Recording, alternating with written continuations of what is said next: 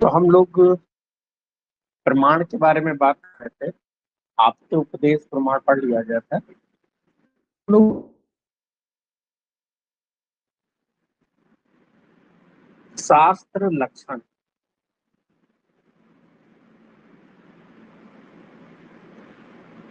शास्त्र यानी कि जो चरक संहिता, सूत्र संहिता, ये सारी संहिताएं लिखी गई हैं। इनके लक्षण क्या है, मतलब क्या इनके अंदर ऐसा होना कि बहुत अच्छा हो। तो वो शास्त्र लक्षण जो है 18 प्रकार के बताए हैं चरक में।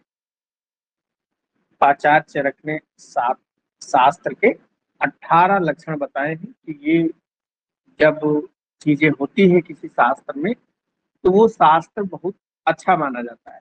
नंबर 1, सुमद हृदय,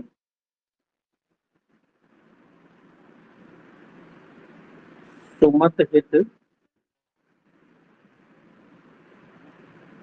यशस्वी,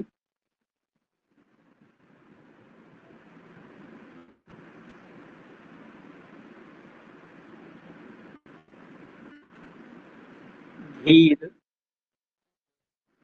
पुरुष, सेविता।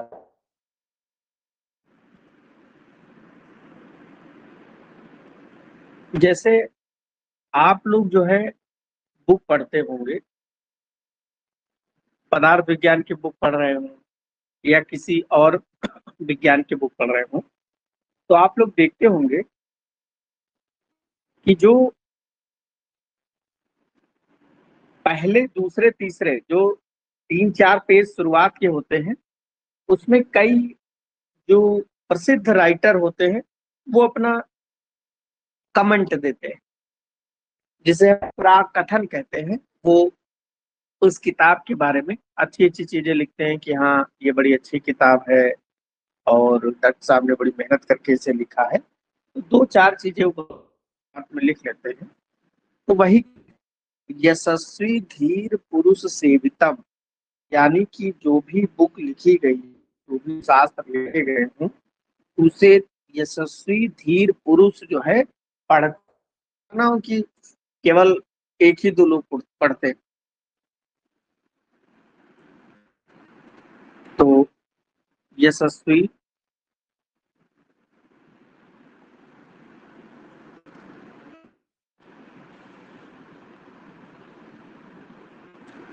यशस्वी, महान और वीर पुरुषों द्वारा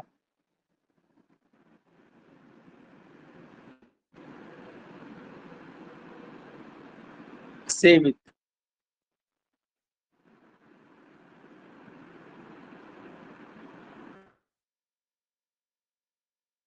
पूजनीय हो। पूजनीय मतलब वो बुक ऐसा उन लोगों द्वारा कहा गया। दूसरा, अर्थ बहुलम,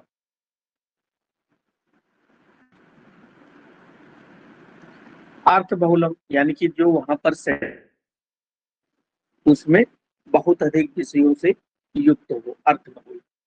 फिर है आप जन पूजित। तो आप्त जन पूजित, आप्त जन के बारे में हम लोगों ने बहुत सारी चीजें पढ़ी कि आप्त कौन होते हैं। तो वो शिष्ट पुरुषों के द्वारा आपको बताया जाए, जैसे आपके क्लास में कोई पढ़ा रहा हो और जो व्यक्ति उस सब्जेक्ट को पढ़ा रहा हो वो आपसे कहे कि भैया ये वाली खरीद लेना, ये बुक अच्छी है। तो वही क्या है, आप्त जन पूजित। फिर है त्रिविध शिष्य बुद्धि हितम,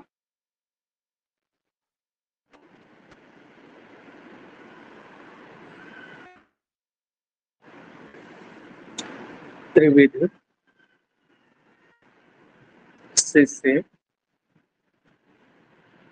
बुद्धि हितम। त्रिविध शिष्य बुद्धि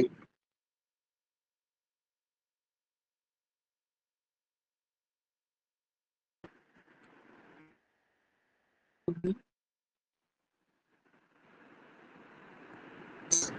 मध्यम बुद्धि, हीन बुद्धि। तो ये जो तीनों प्रकार की बुद्धि है, तीनों प्रकार की बुद्धि आसानी से समझ में आ जाए।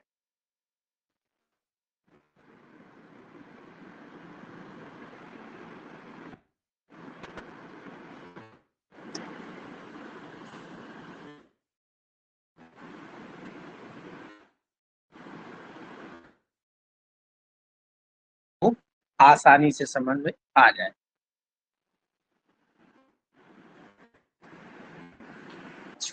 नंबर 5, अपगत पुनरुक्त दोषम।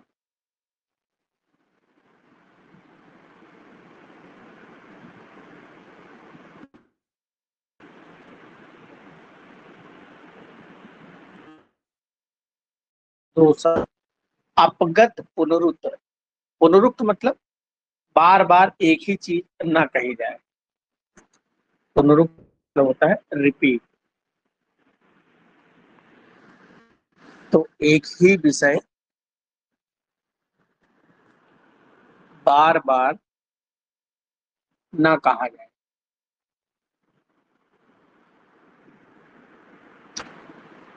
फिर उसके बाद में आर्स। आर्स कहते हैं ऋषि को। तो ऋषियों द्वारा, ऋषि प्रणीत यानी कि ऋषियों के द्वारा लिखा गया।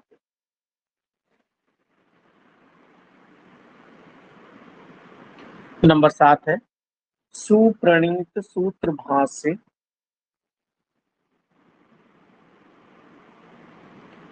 सुप्रणीत सूत्र भाष्य संग्रह।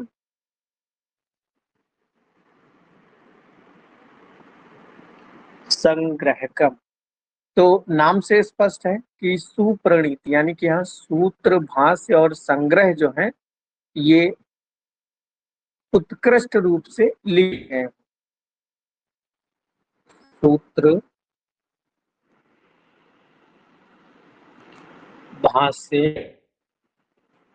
और संग्रह के क्रम में लिखे गए।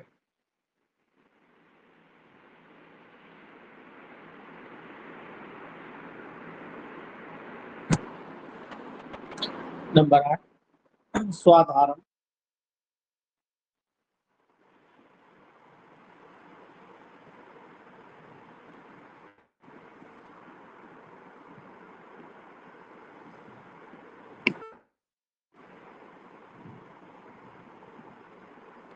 स्वाधारण यानी कि वहां का जो आधार हो, अर्थ हो, वो सुंदर।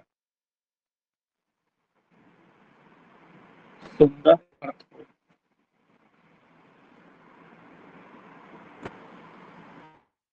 नंबर 9, अनौपति शब्दम।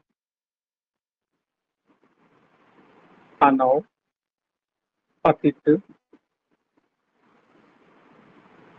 शब्दम। अनौपतित मतलब ऐसे शब्द ना हो जो गाली गलौज वाले। तो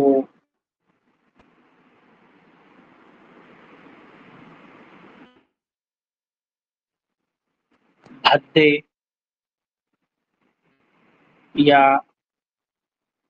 निकृष्ट शब्द का प्रयोग ना किया गया।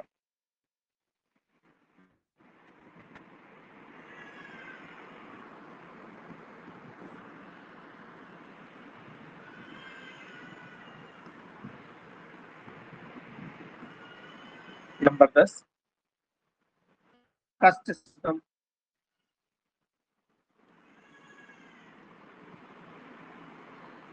आकस्त यानी कि ऐसे शब्द जिनका उच्चारण करने में बहुत तकलीफ ना हो।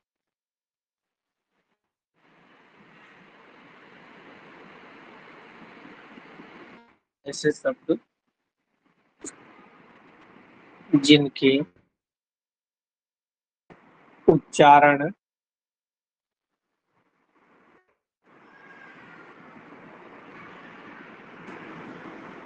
ऐसे शब्द जिनके उच्चारण एवं बोध में यानी कि उसके अर्थ जानने में कष्ट हो, उनका प्रयोग ना किया जाए।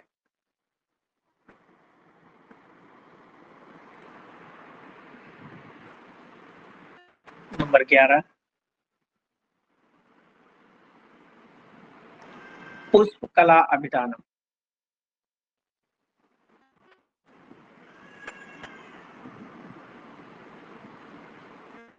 कला विधानम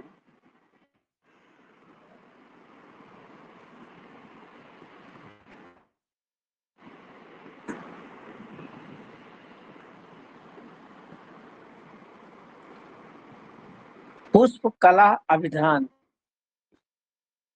विषय का जो लिखावट है, विषय का प्रतिपादन विस्तार रूप से किया है।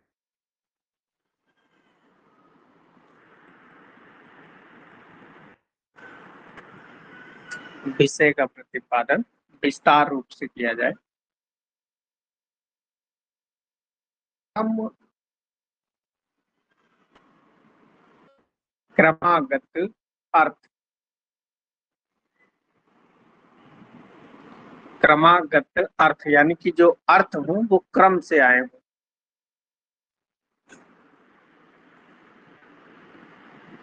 यथा क्रम विषयों के अर्थ लिखे हो।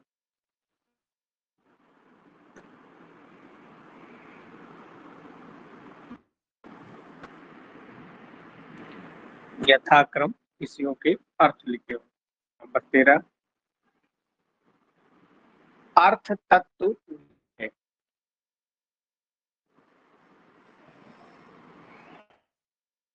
तत्व निश्चय प्रधानम।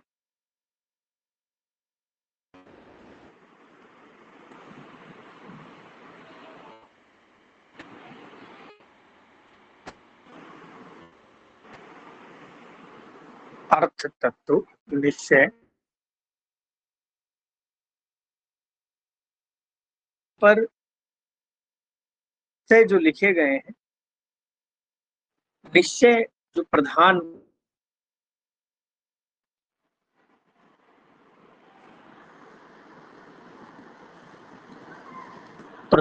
विषय के अर्थ को निश्चय लिखा गया।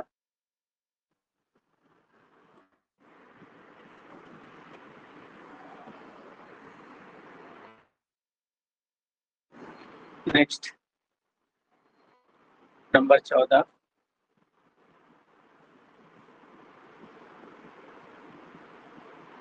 संगतार्थ।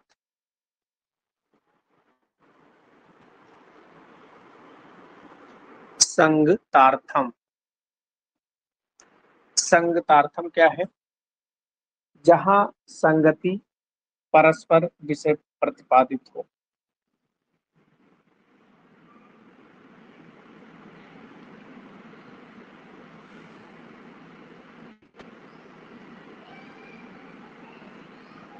जहां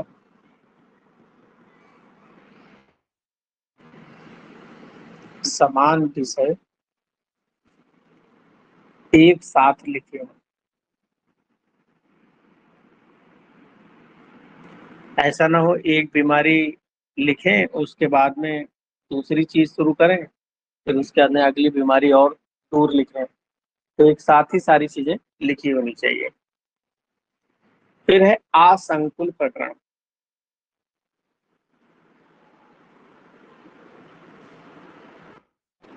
असंकुल प्रकरण असंकुल मतलब मिले जुले विषय ना।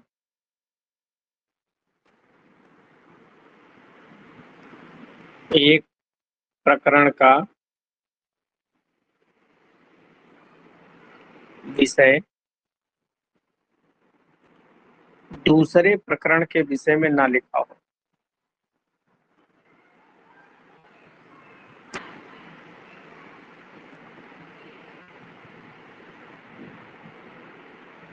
एक प्रकरण का विषय दूसरे विषय में ना लिखा हो। नंबर 16,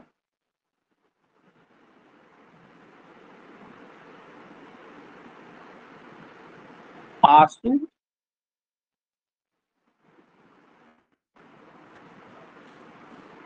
प्रबोधकम।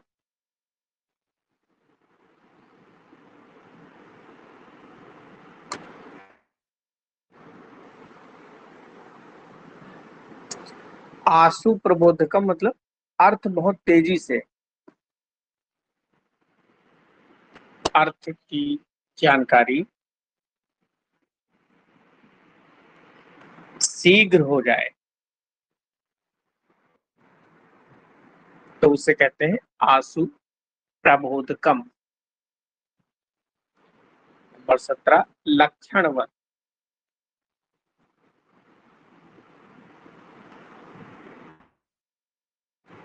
लक्षण, तो लक्षण मतलब सिम्टम, लक्षणवत होने चाहिए वहां पर।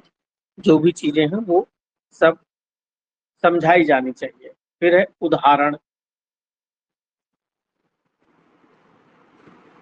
उदाहरणवत, उदाहरण मतलब एग्जाम समझाया जाना चाहिए।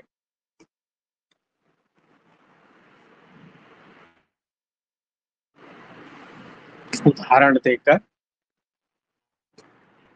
विषय को समझाना चाहिए।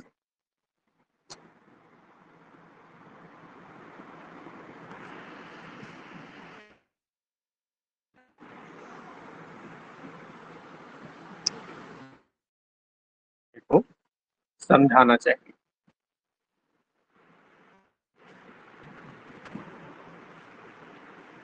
तो ये तो हम लोगों ने शास्त्र के 18 लक्षण देखे। कभी कभी ये भी 5 नंबर में पूछ लिया जाता है।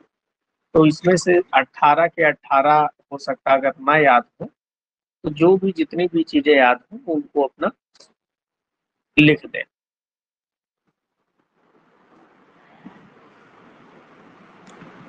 नेक्स्ट बात करेंगे हम लोग प्रत्यक्ष प्रमाण। बहुत इंपॉर्टेंट है, लॉन्ग क्वेश्चन में आने के चांसेस हमेशा रहते हैं।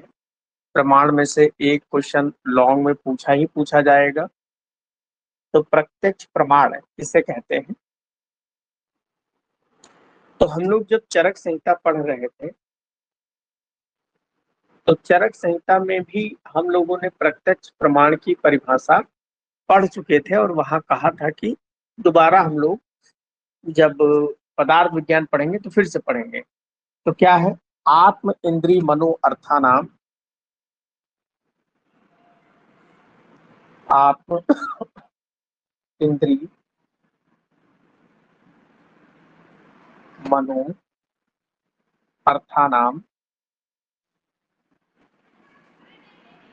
सन्निकर्षात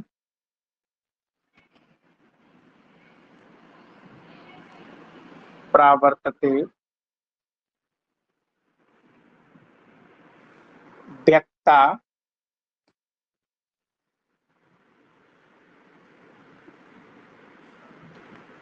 तदात्वे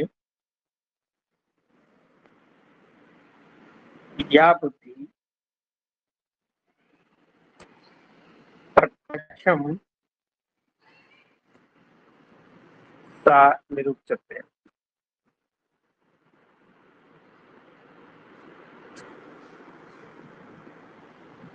देखो, शब्द को तोड़ तोड़ कर हम लोग देखते हैं। जैसे यहाँ पर क्या लिखा है? आत्मा प्लस इंद्री प्लस मन प्लस अर्थ। फिर इनका है सन्निकर्ष। सन्निकर्ष मतलब मिलना।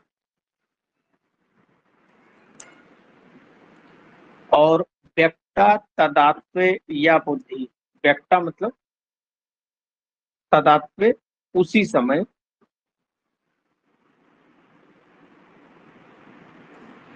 उसी समय व्यक्त बुद्धि जो है वही क्या है, प्रत्यक्ष। देखो अब इसको ध्यान से समझो, कुछ समझना है ही नहीं इसमें, बस आपको पता होना चाहिए कि अर्थ श्लोक क्या कह रहा है। श्लोक कह रहा है कि आत्म इंद्री मनो अर्था नाम, आत्मा इंद्री मन और अर्थ। अर्थ के बारे में कितनी बार हम लोग बता चुके हैं कि अर्थ का मतलब क्या है। जो इंद्रियों के अर्थ हैं, शब्द, स्पर्श,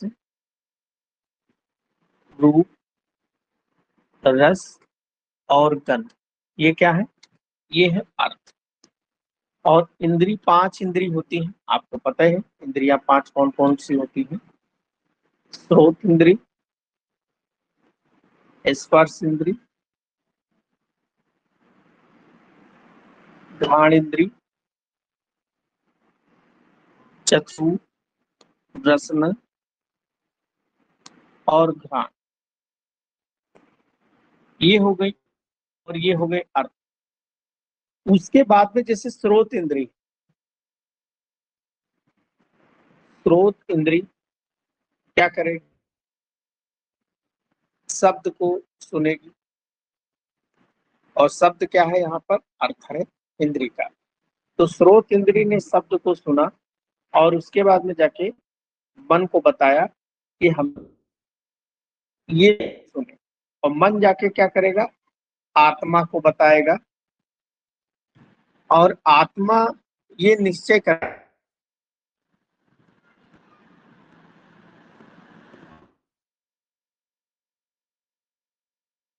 आत्मा क्या निश्चय करेगा, जो शब्द है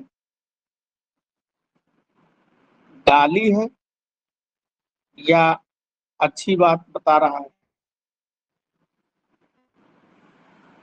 गाली है या अच्छी, आत्मा। तो उसी समय जब ये शब्द निश्चय हो जाए, इसी समय जो बुद्धि होती है, समय जो बुद्धि उत्पन्न हो, वही क्या है, प्रत्यक्ष प्रमाण। जैसे आपके लिए मैंने कहा कि भाई फर्मा बेटा बड़ा अच्छा है, पढ़ाई करता है, मन लगा के सारी चीजें देख। तो ये सब चीजें जब मैं बोल रहा हूँ तो ये मेरे शब्द हो गए। उसकी स्रोत इंद्री जो है ये शब्दों को सुना, उसके मन से वो संबंध जो है आया, और मन जो है जाके आत्मा से बताया। आत्मा से बताने के बाद में वर्मा बेटे ने समझा रहे, बड़ी तारीफ कर रहे हैं, और ये उसके अंदर ये बुद्धि उत्पन्न हुई, वही प्रत्यक्ष, वही क्या है, प्रत्यक्ष प्रमाण। तो इसमें डायरेक्ट जो है उसके कान सुन रहे हैं। लेकिन अगर हम यही बात हम ये हैं कि कोई तीसरे बच्चे से हम उसकी तारीफ करें और दूसरा बच्चा जाके उसको बताए, तो उस समय डायरेक्ट मेरी बात वो नहीं सुन रहा है। तो डायरेक्ट अगर मेरी बात नहीं सुनेगा तो ऐसी सिचुएशन कहलाएगी अनुमान प्रमाण। तो हम लोग अभी क्या पढ़ रहे हैं, प्रत्यक्ष प्रमाण। तो क्या बताया प्रत्यक्ष प्रमाण में, आत्म इंद्री मन अर्थात सन्निकर्षात् प्रवर्तते, व्यक्ता तदात्वे या बुद्धि प्रत्यक्षम से। ठीक है, बहुत इंपॉर्टेंट श्लोक है।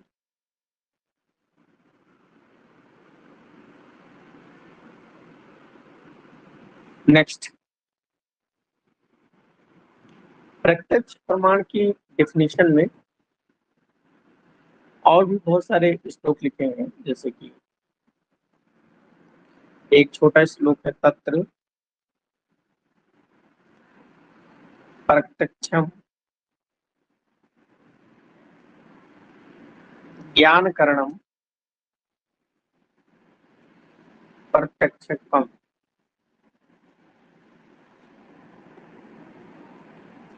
तो प्रत्यक्ष ज्ञान के कारण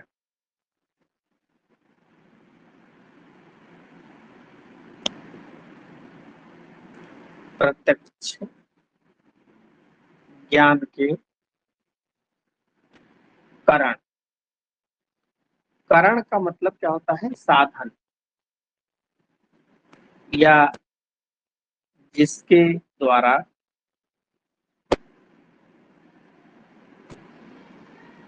ज्ञान प्राप्त किया जाए।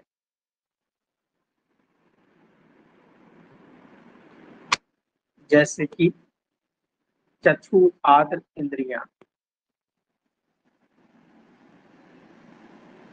चक्षु आदि इंद्रियां, जैसे सामने आपके चिड़िया बैठी हो, चिड़िया चहक रही हो, बोल रही हो, तो आंखों से देखेंगे, कान से उसकी आवाज सुनेंगे, तब हम पहचानेंगे ये चिड़िया है। तो ये बताने वाले आंख और कान जो होते हैं, यही करण है, यही साधन है। तो प्रत्यक्ष ज्ञान के करण को ही प्रत्यक्ष कहते हैं,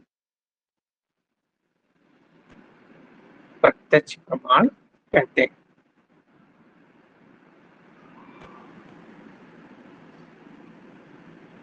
ठीक है, तो इन्हीं जिनके द्वारा हम सामने वाली चीजें देखें, वही क्या है? प्रत्यक्ष प्रमाण।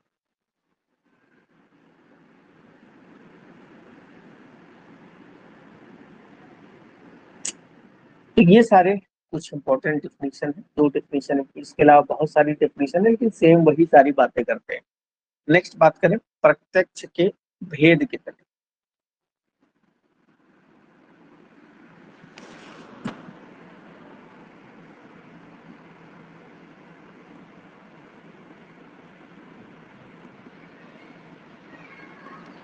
प्रत्यक्ष प्रमाण के दो भेद हैं, निर्विकल्पक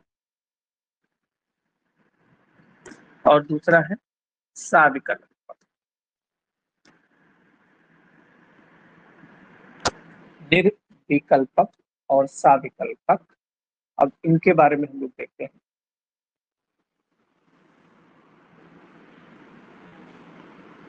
सबसे पहले बात करते हैं निर्विकल्पक क्या।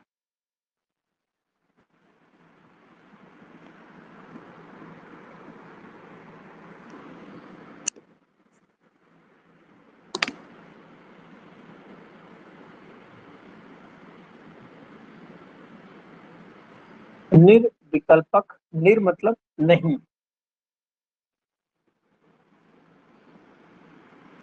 निर मतलब नहीं, और विकल्प मतलब ज्ञान।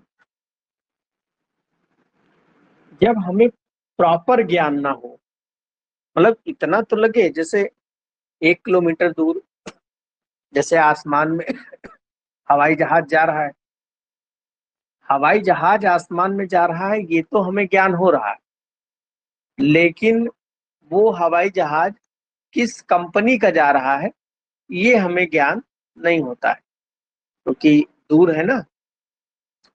तो हमें ये ज्ञान होता है कि ऊपर हवाई जहाज जा रहा है, लेकिन ये ज्ञान नहीं होता है कि वो कौन सा हवाई जहाज जा रहा है, तो उसे हम कहते हैं निर्विकल्प। तो इसकी डेफिनेशन क्या हो जाएगी कि दूर स्थित किसी वस्तु का नाम, जाति, गुण, कर्म आदि का ज्ञान ना हो, परंतु यह ज्ञान हो कि वहां कुछ है।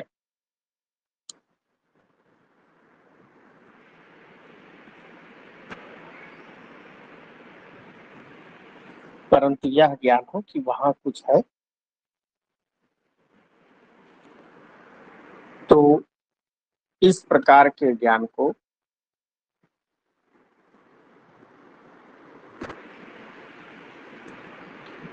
निर्विकल्पक कहते हैं।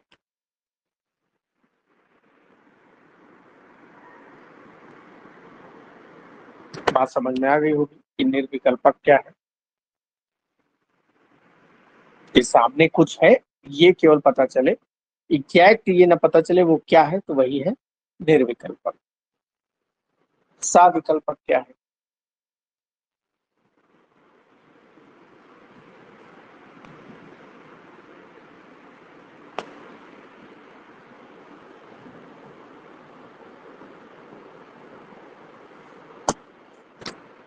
अब यहाँ पर सा मतलब ठीक प्रकार से, और विकल्प मतलब ज्ञान। तो यहाँ मतलब ठीक प्रकार से ज्ञान होगा। तो यहाँ जिस ज्ञान में वस्तु का नाम, जाति, गुण, कर्म आदि का पूरा ज्ञान,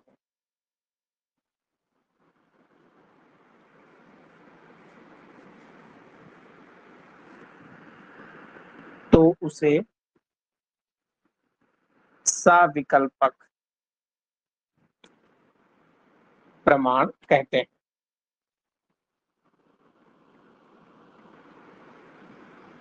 तो उसे सविकल्पक प्रमाण कहते हैं। सविकल्पक भी दो प्रकार के हैं। सविकल्पक के दो भेद हैं। एक भेद है लौकिक और दूसरा भेद है अलौकिक। एक भेद क्या है? लौकिक भेद है और एक है अलौकिक। यहाँ पर जो लौकिक भेद है इसके भी दो भेद हैं।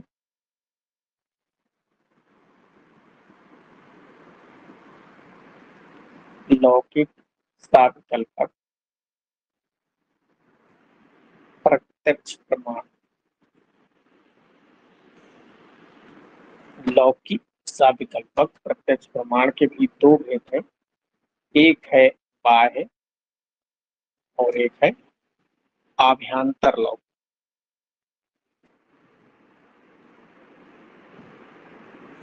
बाह्य और आभ्यंतर लौकिक।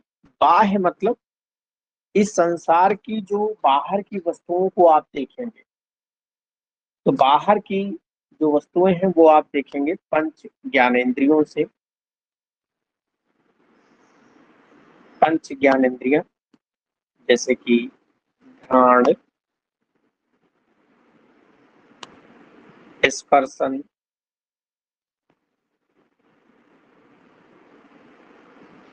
चक्षु, रसनेन्द्रिय और श्रोतेंद्रिय।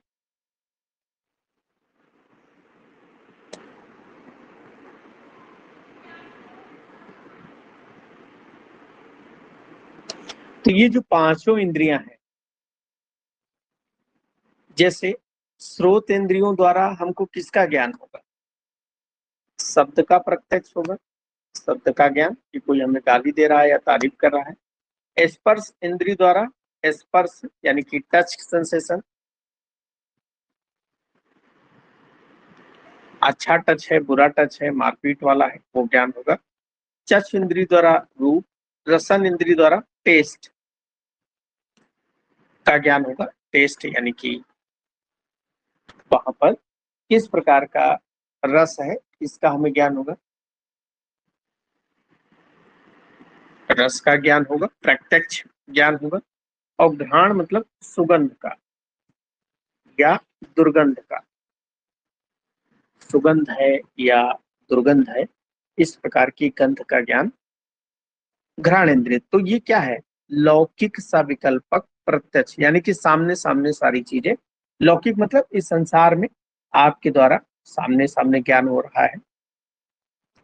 फिर दूसरा है आभ्यंतर लौकिक। आभ्यंतर लौकिक है मन।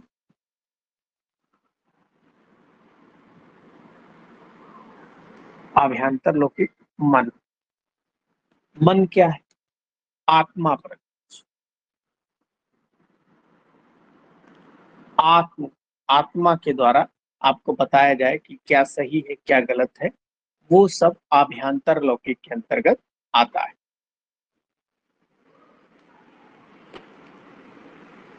फिर अलौकिक जो होता है, ये तो हमने देखा लौकिक प्रत्यक्ष, फिर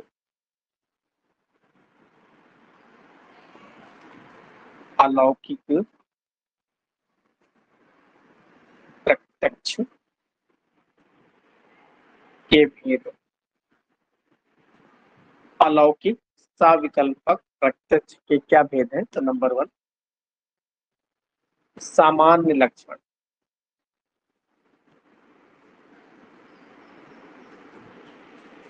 सामान्य लक्षण प्रत्याशति।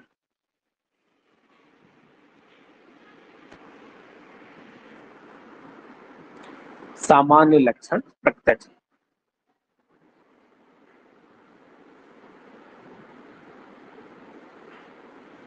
देखिए, अब इसको अलौकिक क्यों कहा गया है? यहाँ पर आपको सामने कोई चीज नहीं दिखेगी, पहला याद रखें, आपको यहाँ पर सामने कोई चीज नहीं दिखेगी, लेकिन फिर भी आपको उसका ज्ञान होगा। जैसे सामान्य लक्षण देखें, तो यहाँ पर किसी एक, या फिर ये लिखिए किसी पदार्थ, जाति, वर्ग या विषय के एक अंश का प्रत्यक्ष ज्ञान होने पर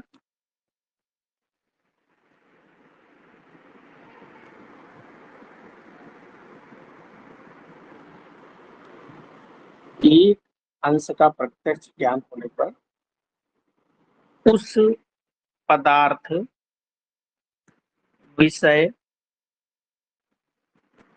जाति, वर्ग के संपूर्ण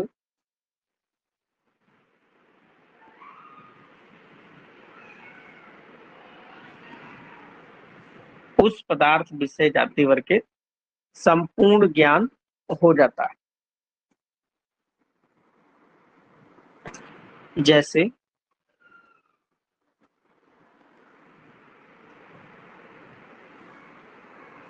एक गाय देखने पर संपूर्ण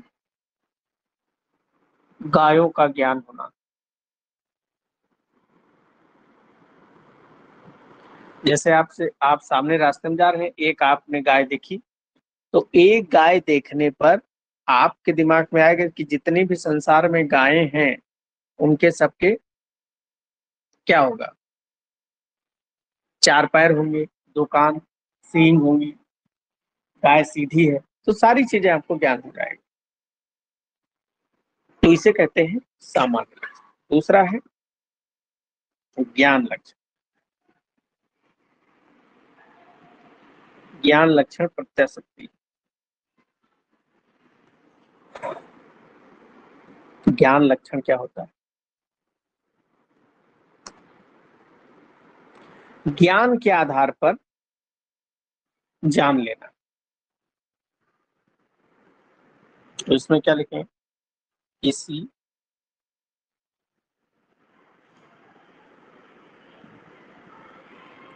किसी भी पदार्थ,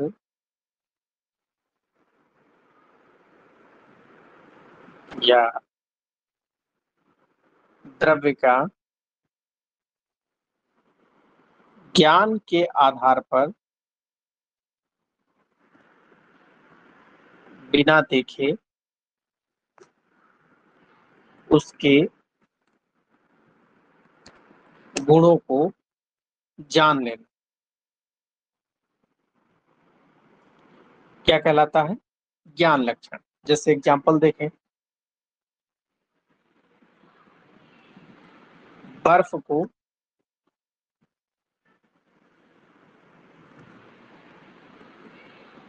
बर्फ को बिना स्पर्श के उसकी शीतलता का ज्ञान।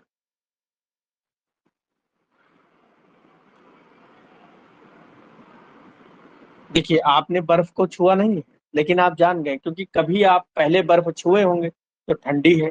ऐसे ही चीनी को देखकर मधुरता का ज्ञान। चीनी को देखकर मधुरता का ज्ञान यानी कि चीनी आपने टेस्ट नहीं की, लेकिन चीनी आपने देखा तो जाना ये मीठी है।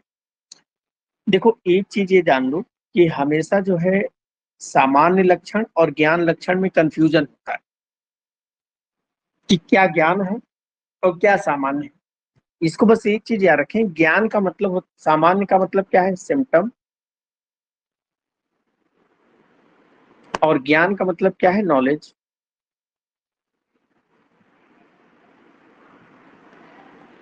तो देखिए, गाय के सिम्टम, उसके लक्षण, गाय के क्या है, सिम्टम देख के हमने जो है सभी गाय के बारे में जान लिया।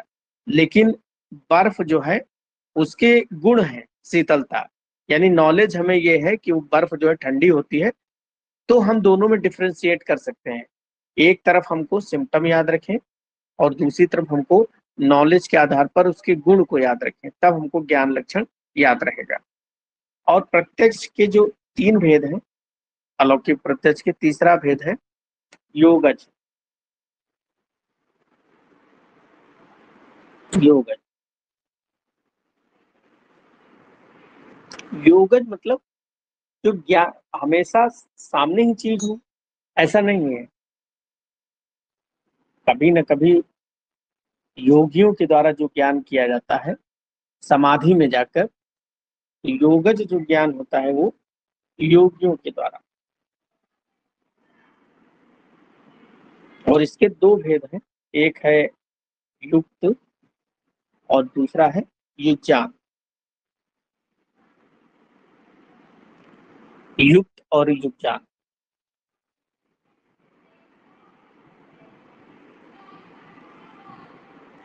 तो युक्त ज्ञान जो है लगातार होता है,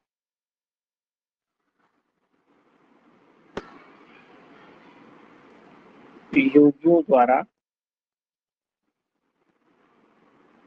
प्राप्त ज्ञान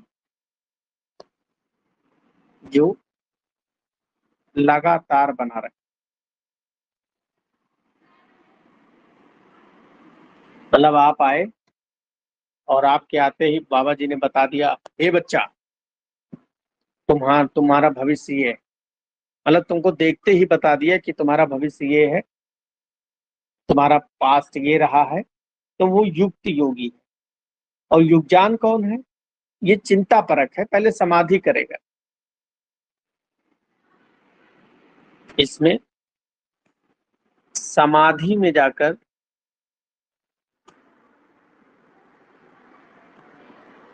किसी वस्तु विशेष का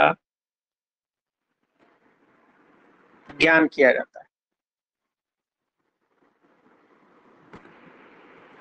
तो पहले समाधि में जाएगा और उसके बाद में भी जो है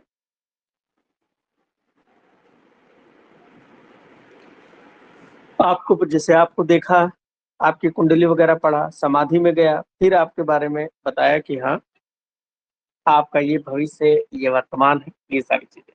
देखो, इसमें हमेशा कंफ्यूजन होता है, युक्त क्या है, युगजान क्या है। तो केवल इतना याद रखें कि युगजान बड़ा शब्द है, यानी कि उसमें पहले आपको समाधि, लंबा प्रोसेस करना पड़ेगा, तब आपको ज्ञान होगा। नेक्स्ट एक बहुत इंपॉर्टेंट टॉपिक है, हमेशा एग्जाम में पूछा जाता है और आपको समझ में कभी नहीं आता, इंद्रियार्थ सन्निकर्ष।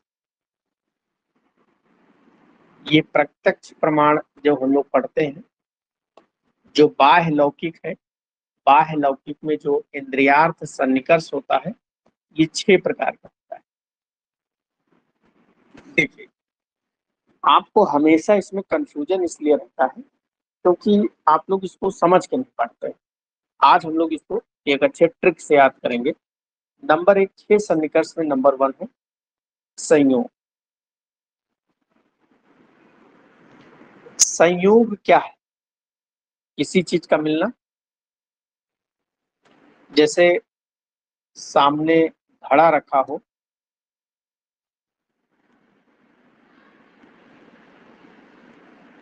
सामने घड़ा रखा हो, उस पर चक्षु इंद्री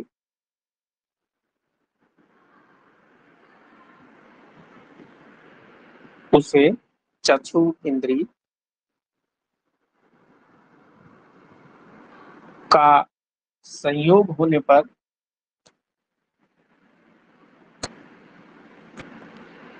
यह घड़ा है, यह ज्ञान होना संयोग है।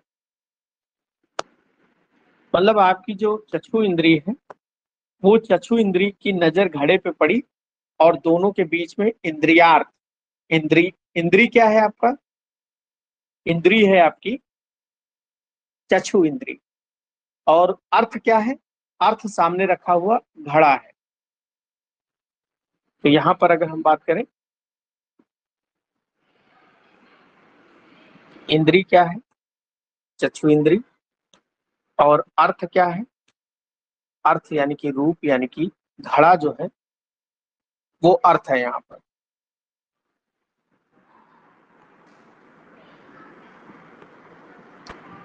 और इन्हीं का जो सन्निकर्ष है, सन्निकर्ष मतलब मिलना, और इस सन्निकर्ष से क्या प्राप्त होगा हमें? ज्ञान। और ये ज्ञान कैसा होगा? प्रत्यक्ष। तो इसमें मैंने एक टॉपिक और आपको समझाया है कि इंद्रियार्थ सन्निकर्ष क्या है। इंद्री का अपने अर्थ से सन्निकर्ष यानी कि मिलना, और उस मिलने के फल स्वरूप जो ज्ञान प्राप्त होता है उसे हम प्रत्यक्ष ज्ञान कहते हैं। तो अब इसको उल्टा लो, यानी कि प्रत्यक्ष ज्ञान आपको तब होगा जब आपका इंद्रियार्थ सन्निकर्ष होगा। और इंद्रियार्थ सन्निकर्ष कितने प्रकार का है? 6 प्रकार का है, जिसमें एक क्या है? संयोग। दूसरा क्या है? संयुक्त संवेद संवाद, संयुक्त संवाद। दूसरा क्या है? संयुक्त समवाय।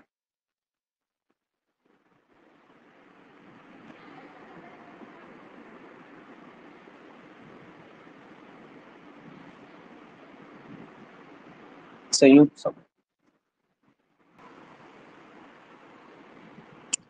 देखो, एक चीज हमने क्या पढ़ा? हमने पढ़ा संयोग क्या है। दूसरा, इंद्रियार्थ सन्निकर्ष जो है उसका दूसरा भेद है संयुक्त समवाय। देखो, अब इसको देखो कैसे हम लोग याद रखेंगे। संयुक्त का मतलब समझो एडिशनल, और समवाय तो आपको पता ही होगा, समवाय संबंध से कोई चीज रहती है। तो एडिशनल जानकारी,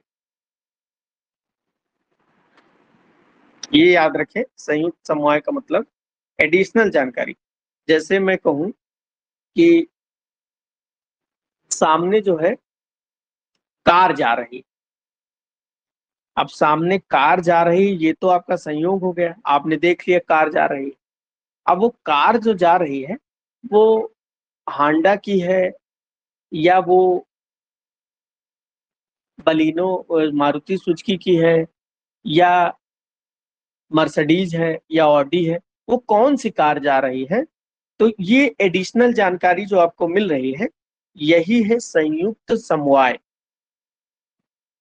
यानी कि सामने जो घड़ा रखा है, वो घड़ा गोल है, काला है, सफेद है, ये जो जानकारी मिलेगी वही होगा संयुक्त समवाय। तो द्रव्य के अन्य गुणों को, द्रव्य के अन्य गुणों का प्रत्यक्ष संयुक्त समवाय, जैसे घट का यानी कि घड़े का चक्षु इंद्री से संयोग होने पर या घट या ये घड़ा काला है, काला, पीला, नीला, या ये गोल है या लंबा है, यह जानकारी प्राप्त करना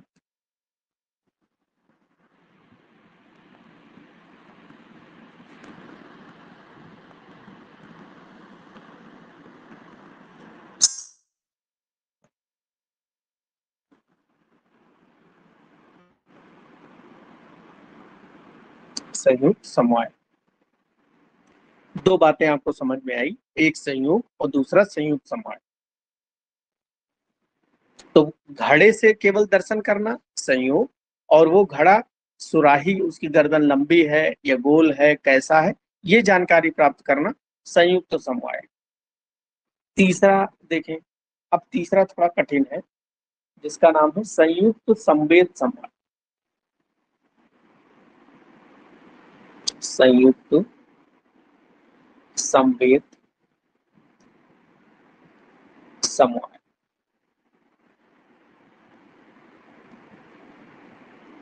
देखो, ये कठिन बिल्कुल नहीं, बस आप एक चीज याद रखो, संवेद का मतलब याद रखो, इसका मतलब होता है जाति। जाति मतलब ब्राह्मण क्षत्रिय वाली नहीं, जाति मतलब एक समान गुण जिसके होते हैं वो जाति। जैसे गाय की जाति, घोड़े की जाति, ये एक जैसे है ना, तो वही है जाति।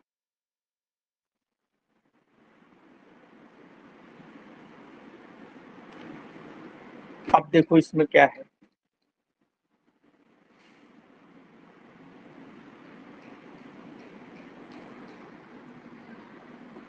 इसको अभी हमने पीछे पढ़ा था संयुक्त समवाय। संयुक्त का मतलब एडिशनल जानकारी आपको मिल गई।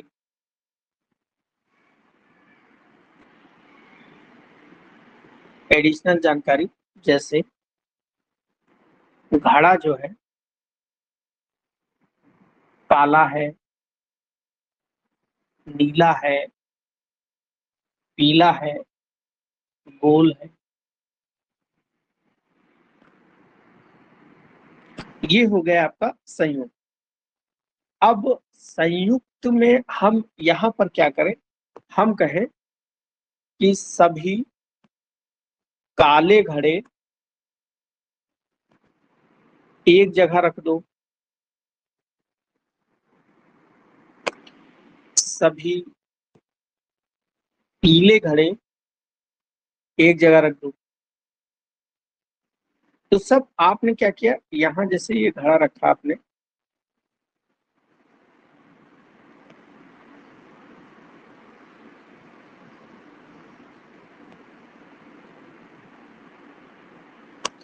ये जैसे आपने क्या किया, सभी लाल घड़े एक जगह हो गए, सभी काले घड़े आप एक जगह रख दीजिए।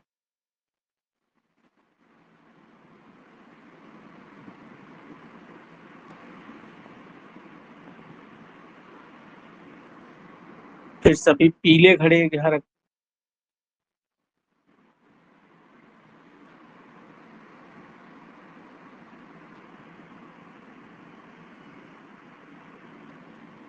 अब ये क्या हुआ, ये जाति ही तो हो गई। मतलब आप समझ रहे होंगे इस बात को कि ये काले घड़े की जाति,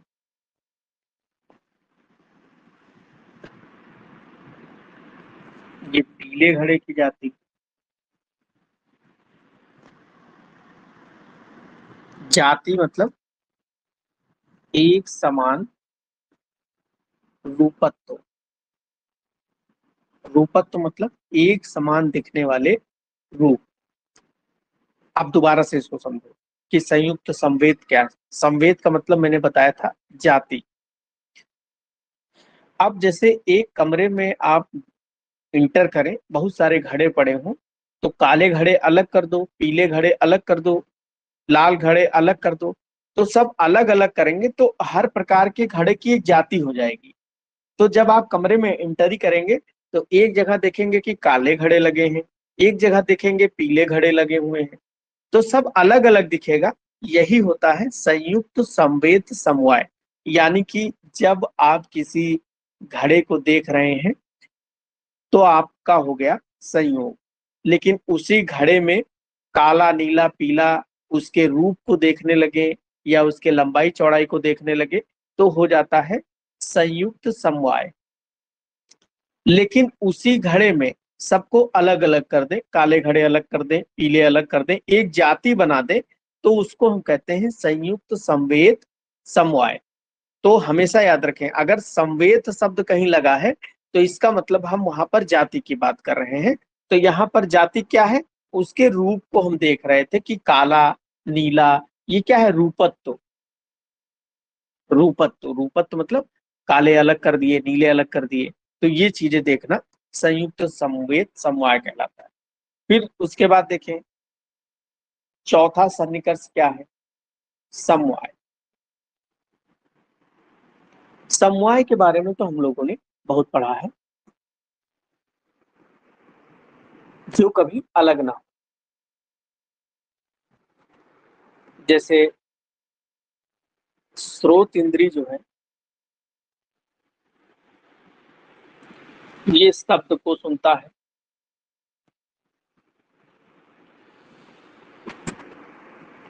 और शब्द क्या है, आकाश महाभूत का गुण है। आकाश महाभूत का गुण है। तो ये जो संबंध है स्रोत इंद्री द्वारा शब्दों को सुनने का, ये समवाय है। कभी स्रोत इंद्री देखने का काम नहीं करेगा, हमेशा शब्द को सुनने का ही काम करेगा। आप ये कहें कि स्रोत इंद्री देखने का काम करेगी तो कभी नहीं करेगी, सिर्फ सुनने का काम करेगा। आकाश महाभूत हमेशा शब्द में ही होगा, आकाश महाभूत स्पर्श में नहीं होगा। तो ये जो संबंध है ये समवाय संबंध है, इसके बारे में हम लोगों ने पहले भी बात कर चुके हैं। नेक्स्ट है संवेद समवाय।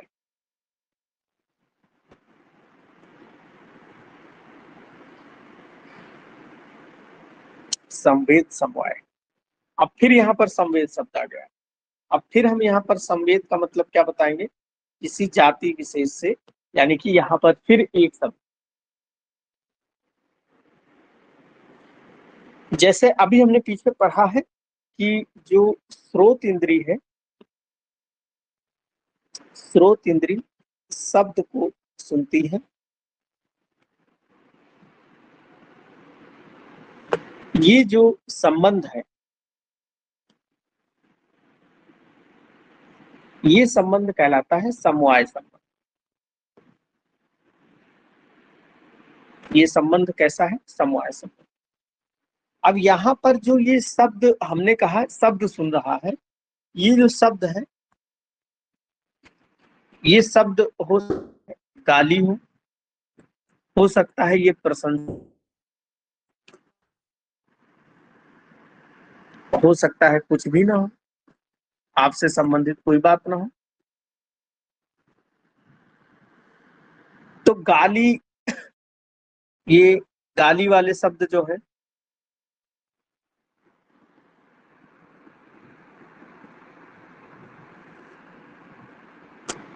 कि एक जाति हो जाएगी।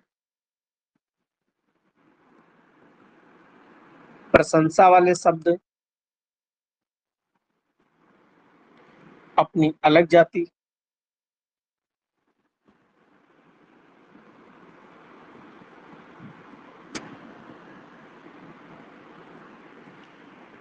जैसे गाली में कोई एक गाली तो बनी नहीं है, माँ बहन भाई कितनी सारी गालियां बनी हुई हैं, लेकिन गाली में जो शब्द आएगा वो अलग अलग है ना, माँ की गाली अलग है, बहन की अलग है, भाई की अलग है, सब गाली अलग शब्द से बनी, लेकिन गाली तो गाली है। उन सभी गालियों को मिलाकर एक जाति बनती है, जिसको हम कहेंगे कि ये गाली वाला शब्दत्व है। इसको हम क्या कहेंगे? शब्दत्व। शब्दत्व मतलब जाति। फिर प्रशंसा में बड़ा सुंदर है, बड़ा पढ़ने में अच्छा है, बड़ा दूसरों का आदर सम्मान करता है। तो ये जो कई सारे शब्द हैं, लेकिन है तो प्रशंसा ही। तो ये शब्द अलग हो गए, यानी कि ये एक शब्दत्व तो अलग है, ये शब्दत्व तो अलग है। अब आओ, अब ये चीज समझ में आई। अब आओ पीछे कि समवेत क्या है। समवाय संबंध आपको पता है। अब समवेत मतलब, समवेत का मतलब जाति से, समवेत मतलब जाति। अगर जो स्रोत इंद्री है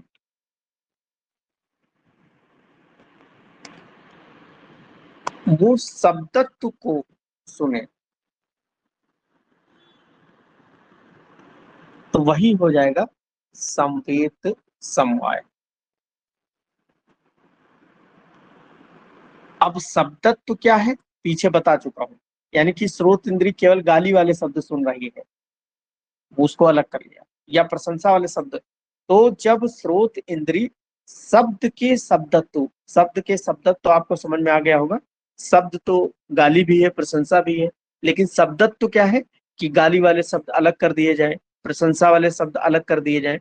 तो दोनों को जब अलग अलग कर दिया जाता है तो उसे कहते हैं शब्दत्व।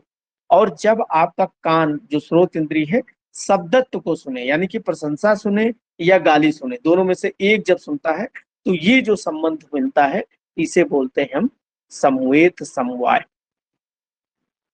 लास्ट एक और संबंध बचा है, विशेष विशेषण भाव।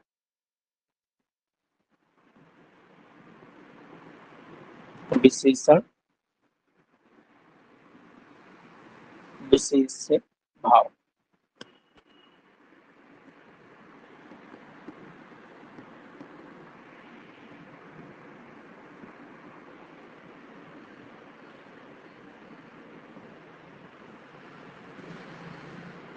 विशेषण विशेष भाव, यानी कि यहाँ अभाव का प्रत्यक्ष। जैसे मैं कहूं अग्नि में शीतलता का अभाव, आग में कभी जो है ठंडी नहीं होगी, वहां पर क्या होगी? गर्मी होगी आग में। तो वो अभाव है, यही है विशेष विशेषण, विशेषण विशेष भाव। यानी कि विशेषण क्या है? शीतलता है, और उसका अभाव हो जाना आग में, तो यही कहलाता है विशेष विशेषण भाव। यह सामने घड़ा रखा है और घड़ा को कोई हटा दे, जब घड़ा हट जाएगा तो दिखेगा ही नहीं, तो वही अभाव हो जाएगा। तो इसे कहते हैं हम विशेष विशेषण भाव। तो ये इंद्रियार्थ सन्निकर्ष है। अब हम लोग दोबारा से वापस आते हैं प्रत्यक्ष प्रमाण।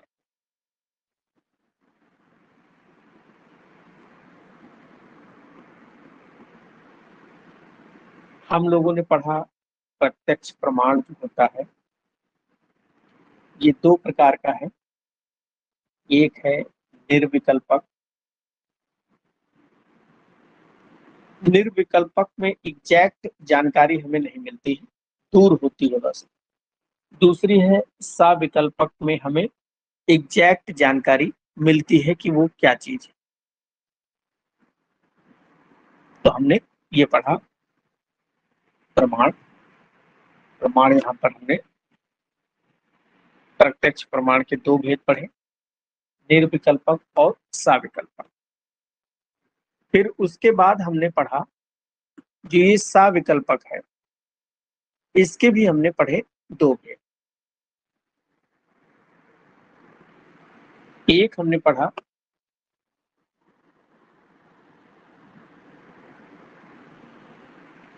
लौकिक और एक हमने पढ़ा अलौकिक।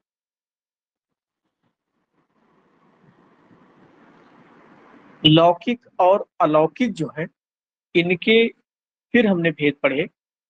हमने जो लौकिक है, इसके हमने दो भेद पढ़े। एक हमने पढ़ा बाह्य और एक हमने पढ़ा आभ्यंतर। बाह्य और एक हमने पढ़ा आभ्यंतर। बाह्य के हमने फिर 5 भेद पढ़े।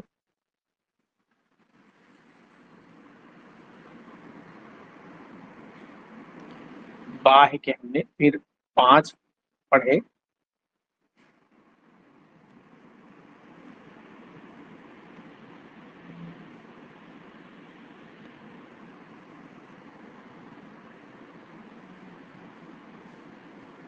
घ्राण, रासन,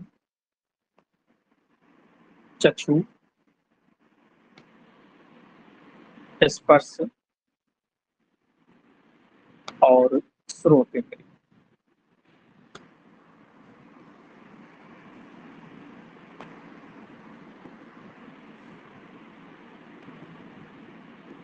और आभ्यंतर का हमने केवल पढ़ा मन।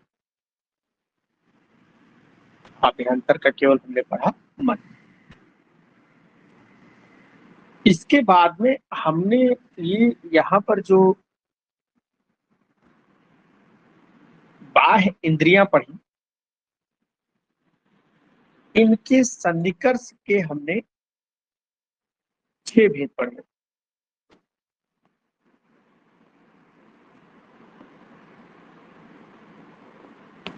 इनका जो सन्निकर्ष है, इंद्रियार्थ सन्निकर्ष के 6 भेद पढ़े हम लोगों ने। एक पढ़ा हमने संयोग, उसके बाद पढ़ा हमने संयुक्त समवाय, फिर हमने पढ़ा संयुक्त संवेद, संयुक्त संवेद समवाय,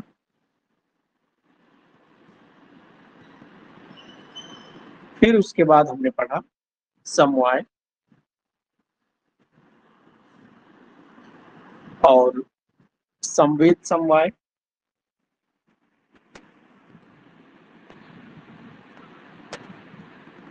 और विशेषण विशेष भाव।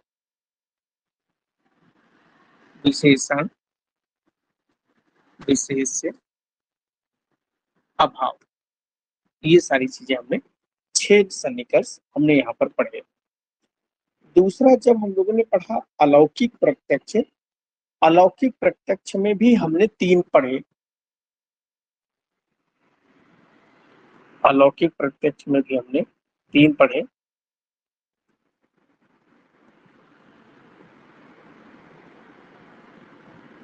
एक पढ़ा हमने सामान्य लक्षण, जैसे गाय, एक जगह गाय देखी तो पूरे संसार की गायों का ज्ञान होना। फिर हमने पढ़ा ज्ञान लक्षण, जैसे बर्फ देखा तो समझ गए कि ये ठंडी होगी।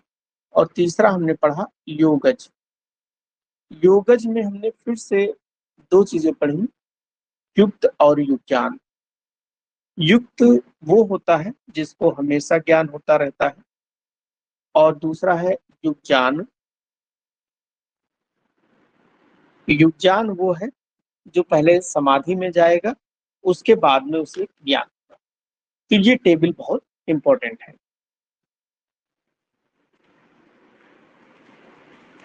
देखिए, अब एक लाइन और हम लोग ऐसे ही मैं बोल दे रहा हूँ, आप इसको नोट कर लीजिएगा कि प्रत्यक्ष प्रमाण की आयुर्वेद में क्या उपयोगिता है। तो प्रत्यक्ष प्रमाण व्याधि विनिश्चय,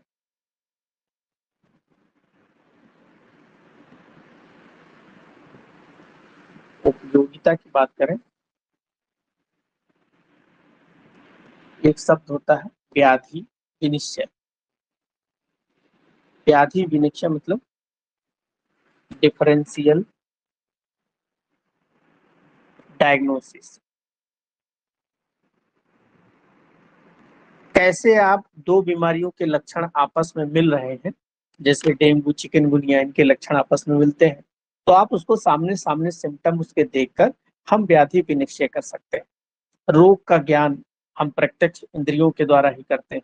जैसे आला लगाते हो, स्टेथोस्कोप कान में लगाते हो, तो कान उसकी हार्ट बीट सुन के पता कर लेते हो, या उसके पेट में उसके इंटेस्टाइनल मूवमेंट को पता कर लेते हो। ये सब प्रत्यक्ष है। हाथ टच करके हम पता करते हैं उसको बुखार है कि नहीं है, ये पता कर लेते हैं। उसके अलावा मुंह का टेस्ट कैसा है, इसके द्वारा। तो हम जो व्याधि विनिश्चय है, इसमें प्रत्यक्ष प्रमाण की बहुत ज्यादा उपयोगिता है। चलो बस आज इतना ही, बाकी कल पर।